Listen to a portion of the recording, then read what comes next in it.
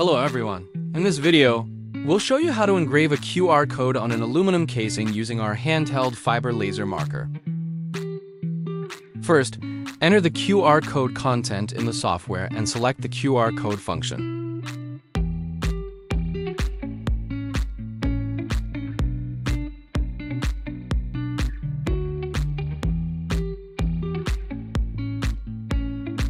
Next, set the appropriate laser parameters.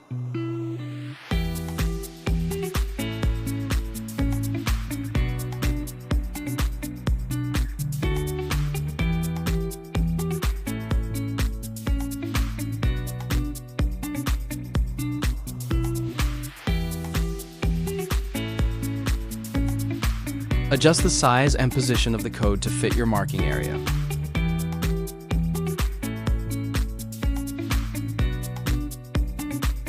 Once everything is ready, start the marking process.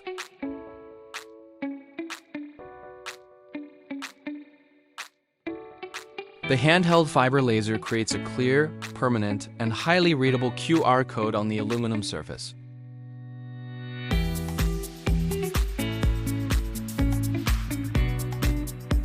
Looking for a portable solution for QR code, barcode, and serial number marking?